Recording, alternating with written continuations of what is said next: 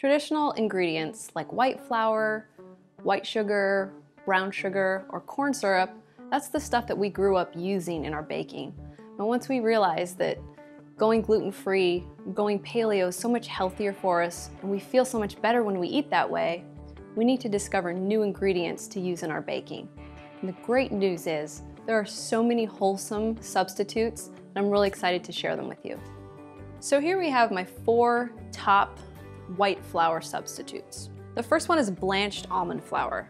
Now I get a lot of questions, what is blanched almond flour and how does that compare to almond meal? Well, it's very simple. Almond meal, the almonds have the skins on and they grind it up, and it's a much heartier flour, and the product that you make is going to be more filling. With the blanched almond flour, they remove the skins, they grind it up, it's a nice evenly white color, and the end product is soft and more cake-like.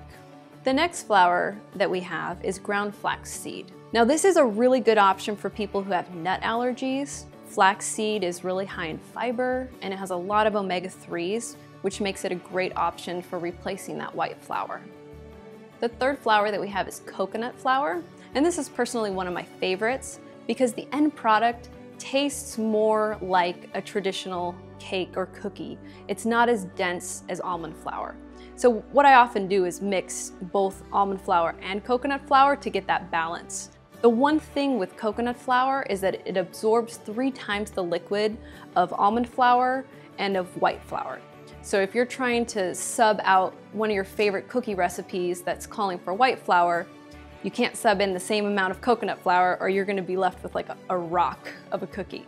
You need to keep that in mind and do about 1/3 the coconut flour. The fourth flour here is arrowroot starch. Now arrowroot starch acts a lot like cornstarch. So what it's going to do in your baking is it's going to bind everything together.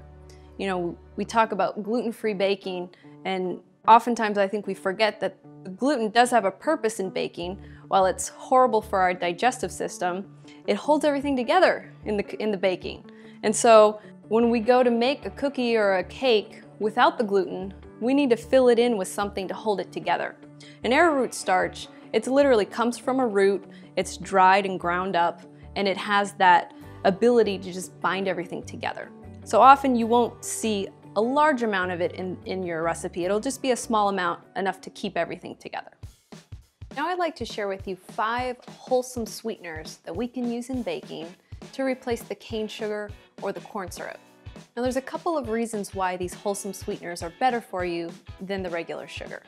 Number 1, regular sugar actually pulls nutrients out of your body. In addition to that, it spikes your blood sugar and sets you up for weight gain and a whole bunch of other health problems. And so these sweeteners bring vitamins and minerals to the table and they add those to your body.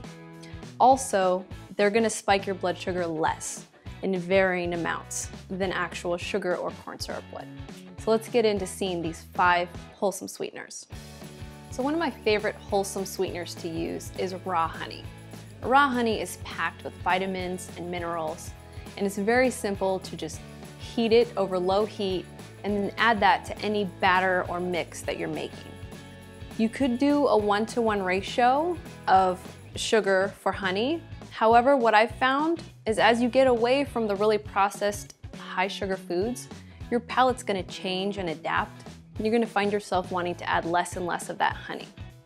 Pure maple syrup is also a great wholesome sweetener. It has vitamins and minerals. And even though it's liquid, you can substitute it for white sugar in any kind of recipe. Coconut nectar is also a new wholesome sweetener. It has a consistency kind of between maple syrup and honey, and you can add that in just like you would honey or maple syrup. Coconut palm sugar is one of my favorite sweeteners. What I like about it is it's granulated, very much like sugar, so when you're mixing it into a cookie dough, you have that same feel and consistency.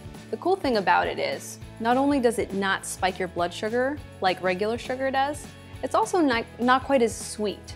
So it's gonna adjust as your palate adjusts to whole foods.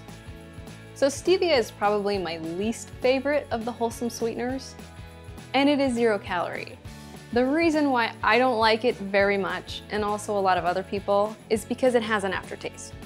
However, if you're really watching your blood sugar levels, it doesn't affect them. It has 0 calories, and so it is a great option for you, and you can get used to the aftertaste. When it comes to substituting fat in traditional baking recipes, I always use coconut oil. You can substitute it for butter, for shortening, and even for vegetable oil. Even though vegetable oil is liquid and the coconut oil is typically solid, it's totally fine. You can substitute it 1 for 1.